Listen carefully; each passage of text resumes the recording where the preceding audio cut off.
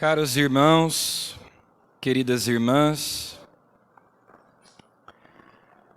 nesta sexta-feira da Paixão do Senhor, ainda no primeiro dia do Tríduo Pascal, que se iniciou na noite de ontem, nós fazemos memória desse único sacrifício de Cristo por nós.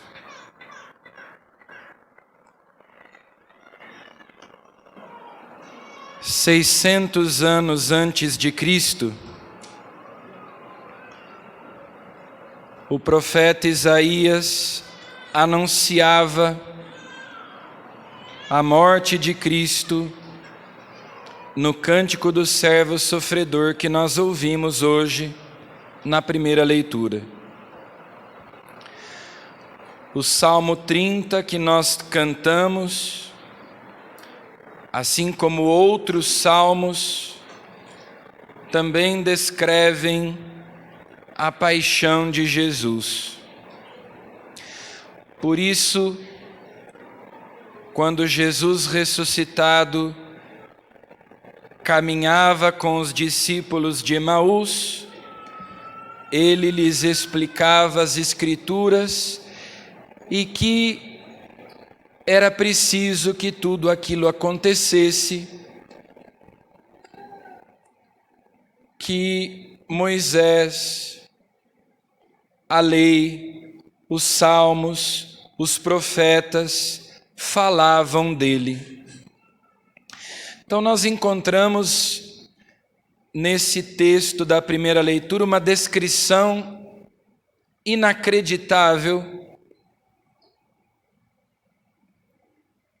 da paixão de Jesus tantos séculos antes, que de fato só pode ser uma profecia que se cumpre no evangelho que nós ouvimos. Como ovelha foi levado ao matadouro. E não apenas a leitura fala da morte, mas fala também da vitória. Ei-lo, o meu servo será bem-sucedido. Sua ascensão será ao mais alto grau. Então o profeta Isaías começa a falar a respeito da morte de Cristo, já anunciando a sua vitória. Nós hoje adoramos a cruz, e não qualquer cruz, a única cruz digna de ser adorada, aquela na qual foi pregada o Redentor, o Salvador da humanidade, nosso Senhor Jesus Cristo. Mas nós já temos no horizonte a ressurreição, a ascensão, a vitória, que também já tinha sido predita, anunciada pelos profetas, cantada nos salmos, a paixão e a ressurreição do Senhor. E era necessário que essas coisas acontecessem, porque era necessário reparar aquela grande injustiça, ou na verdade as muitas, as incontáveis injustiças que a humanidade cometeu, mas que remontam a Adão, a sua desobediência, a sua soberba, que é uma ingratidão, porque Deus é infinitamente bom, amável, digno de ser amado, e Ele merece, Ele tem direito de receber a homenagem da sua criatura. E, no entanto, nós pecamos, ficamos privados da glória de Deus. Essa é a consequência do pecado para nós. Perdemos a amizade com Deus. Andávamos tateando, procurando nos reencontrar com Deus, mas a humanidade é incapaz de se reconciliar com Deus, é incapaz de alcançar Deus a uma distância infinita, porque Deus é infinito e nós somos finitos. E a única possibilidade de nós o reencontrarmos, de nós nos reconciliarmos com Ele, de nós repararmos o mal que fizemos, é se Ele mesmo viesse e realizasse essa obra de justiça. Deus merece ser amado. Deus tem direito, é direito dele. Por isso a virtude da religião é uma virtude derivada da virtude cardeal da justiça. É justo dar a Deus a adoração, a submissão que Ele espera de nós, porque é nosso Criador e nós somos obras saídas de suas mãos. E Jesus então vem realizar essa obra de justiça,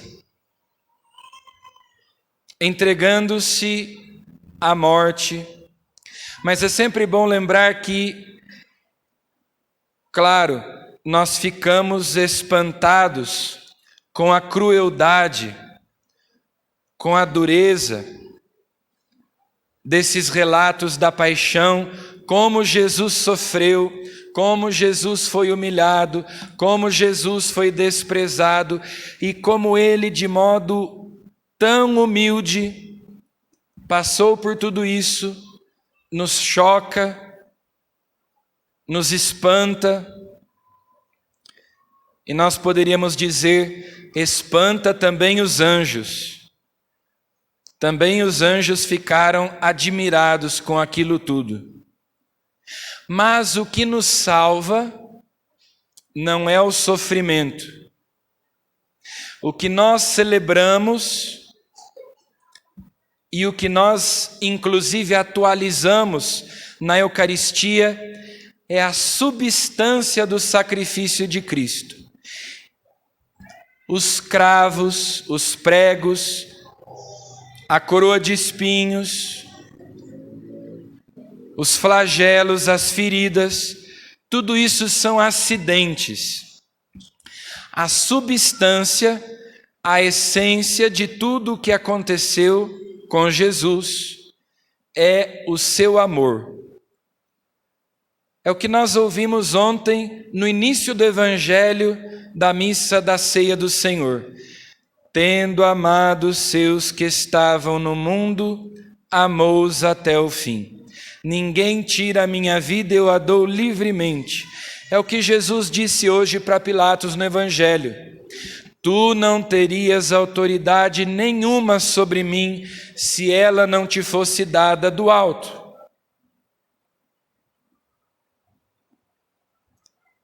Se Jesus dissesse uma única palavra, se Jesus fizesse um sinal, ou bastava apenas um pensamento, Jesus diz que milhares e milhares de anjos viriam para libertá-lo, para poupá-lo daquela morte. E, no entanto, ele não o fez.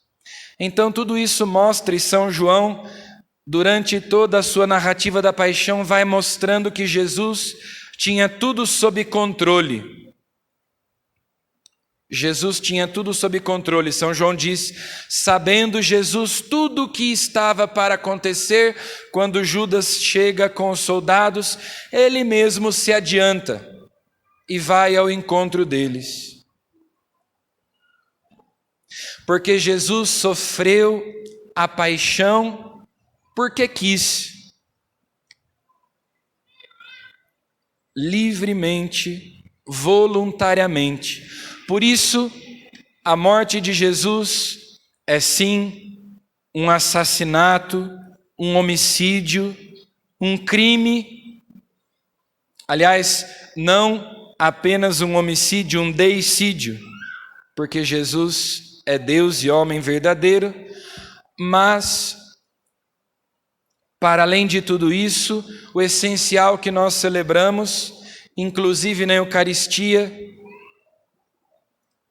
o que nós atualizamos, o que nós renovamos, o que nós tornamos presente, não são os açoites, não são os bofetões, as cusparadas, as zombarias. Claro que não, senão a missa seria, como dizia erroneamente Lutero, um escárnio, uma blasfêmia, um sacrilégio. Mas não é isso que nós atualizamos na missa, e sim aquele ato de entrega, aquele ato de amor. E o foi justamente porque ontem à noite Jesus se reuniu com os discípulos e ele antecipou a sua morte. Antecipou a sua morte entregando-se nos sinais do pão e do vinho. Isto é o meu corpo que será entregue, isto é o meu sangue que será derramado. E precisamente assim Jesus providenciou uma maneira de permanecer vivo. Enquanto seus inimigos tramavam a sua morte, Jesus estava no cenáculo, encontrando uma maneira de permanecer conosco, vivo, na Santíssima Eucaristia, e de perpetuar o seu sacrifício, o seu ato de amor, de modo que cada um de nós hoje, aqui, agora, 2000 anos depois, pode ser tocado pelo Calvário, pela paixão, pela cruz. Ainda que Jesus já não possa sofrer, já não possa morrer, porque Ele está vivo e glorioso no céu, sentado à direita do Pai. Como a segunda leitura de hoje nos diz, tirada da carta aos Hebreus, temos um sumo sacerdote eminente que entrou no céu, Jesus, o Filho de Deus. Por isso permaneçamos firmes na fé que professamos. Aproximemo-nos então com toda a confiança do trono da graça, porque Jesus está lá, diante do Pai, intercedendo por nós, apresentando diante do Pai o seu sacrifício. Porque Jesus é Deus e homem verdadeiro, então as suas ações no tempo, elas ultrapassam as fronteiras do tempo, se tornam eternas. Na Sexta-feira Santa, a igreja não celebra a Eucaristia. Aliás, nem na sexta e nem no sábado, porque a vigília pascal que nós celebramos já na noite do sábado, a igreja considera o domingo, é a vigília do domingo. Então, sexta e sábado são dias que nós consideramos alitúrgicos. Não se celebra a Eucaristia, não se celebra o batismo, nem a crisma, nem o matrimônio, nem se celebram ordenações. Pode-se, por razão de necessidade, celebrar a confissão e a unção dos enfermos, que são sacramentos de cura, já que foi pelas chagas de Cristo, é pelas chagas de Cristo que nós somos curados. mas nós nos abstemos na Sexta-feira Santa e no Sábado Santo.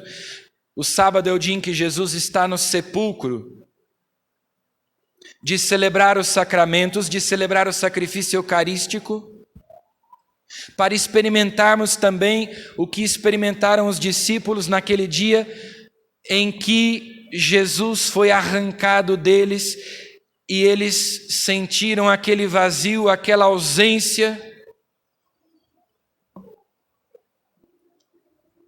porque Jesus estava dando a vida por eles e por nós. Então, no lugar de celebrarmos a Eucaristia, nós adoramos a Santa Cruz. Evidentemente não é a madeira e nem a imagem de gesso que nós adoramos, mas o mistério da Santa Cruz. São Paulo diz: eu prego Cristo, nós pregamos Cristo e Cristo crucificado. Não é masoquismo, mas é porque nós temos essa convicção de que esse é o sinal do amor de Deus por nós, da sua vitória. Então nós adoramos a Santa Cruz, a árvore da vida. Dessa árvore pende o fruto bendito do ventre de Maria, que é Jesus, e que lembra a árvore do paraíso, aquela de que os nossos primeiros pais comeram, e por meio daquela árvore veio a desgraça, veio o pecado, e por meio da árvore da cruz vem então a redenção. Nós estamos em um número grande de pessoas, e por isso é inviável que cada um hoje individualmente se aproxime para fazer a adoração da cruz. Então cada um fará a adoração da cruz do seu lugar, também por recomendação, ainda em razão da pandemia, para que não aconteça como habitualmente, que cada um beije a cruz. Mas nós teremos sim a oportunidade de adorar a Santa Cruz de longe.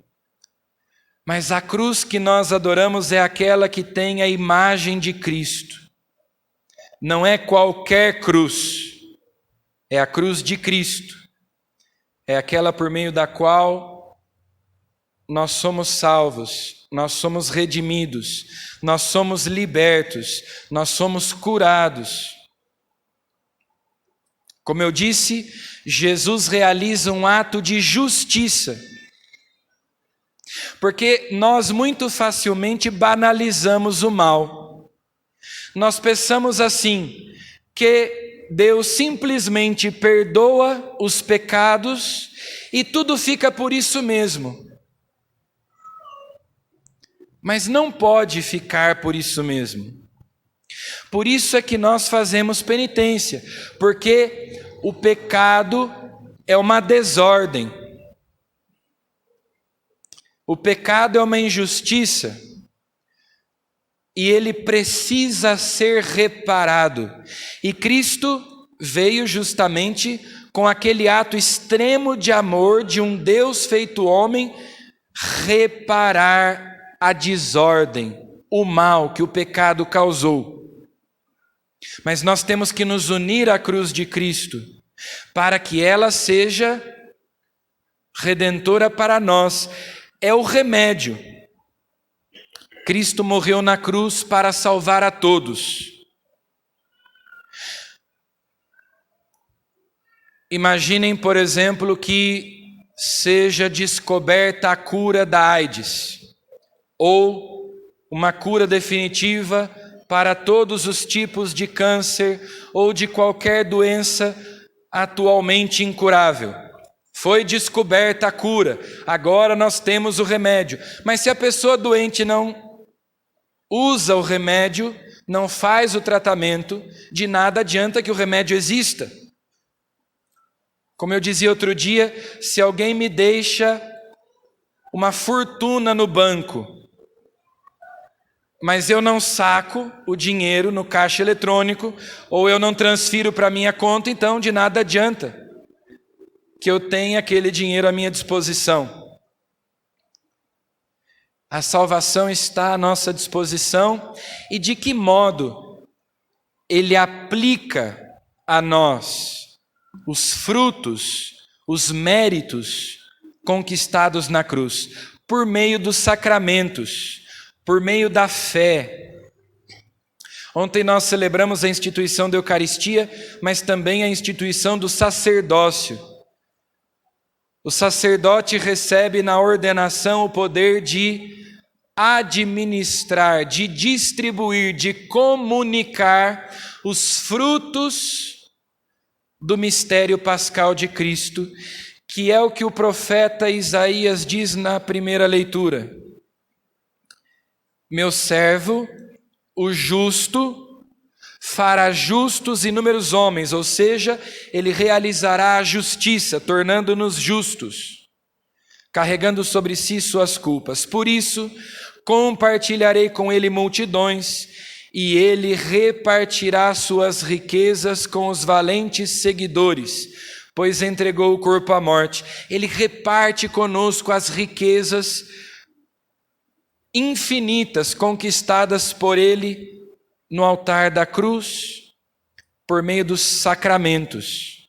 Então, por exemplo, quando o sacerdote batiza ou absolve dos pecados, ele está ministrando o sangue de Cristo, aplicando a cada pessoa que recebe com fé o sacramento os méritos da paixão de Cristo, os méritos infinitos, daquele amor infinito. O nosso amor é finito, a nossa ofensa é infinita. Então, com o nosso amor imperfeito, infinito, nós somos incapazes de reparar o mal que o nosso pecado cometeu. Mas aquele amor infinito de Jesus tem mérito infinito. Mas eu preciso obter esse remédio, obter esse lucro, essa vantagem, essa riqueza, pela fé em Jesus, pela obra dos sacramentos na nossa vida. Então, hoje também é possível comungar, embora nós não estejamos celebrando a missa. Nós hoje, quem está preparado, poderá comungar das hóstias que foram consagradas ontem na missa da ceia do Senhor. Mas daí que também nós temos a possibilidade de nos aproximar de Jesus por esse gesto da adoração.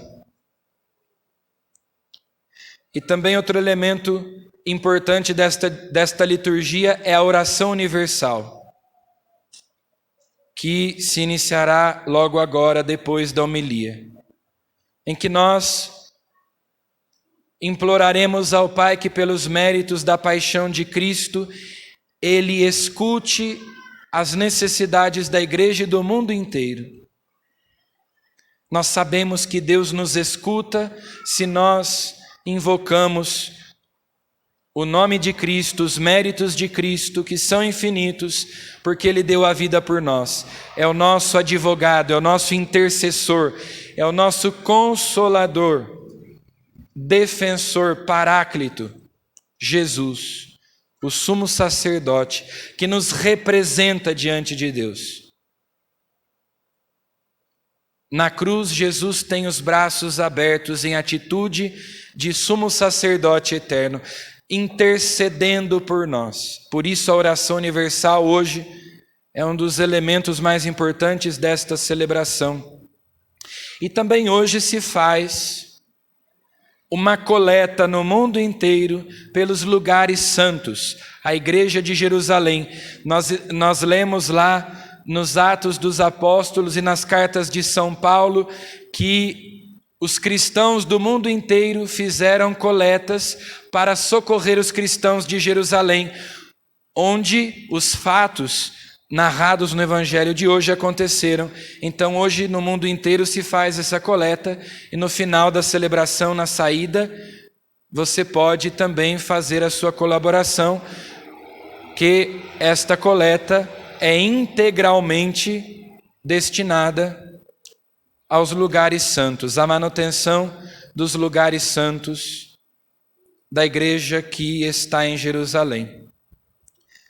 Então, concluindo nesta tarde o primeiro dia do Tríduo Pascal, entrando já no segundo dia do Tríduo, no entardecer desta sexta-feira santa, peçamos ao Senhor que o mistério da sua paixão fique gravado no nosso coração e na nossa mente, e que, meditando estes sagrados mistérios, o Senhor nos faça justos, o Senhor nos faça santos, o Senhor nos purifique de todo pecado, de todo mal, escute as nossas preces, para que nós possamos reparar, com a ajuda de Cristo, os males, as ofensas, consequências dos nossos pecados e dos pecados do mundo inteiro, de toda a humanidade.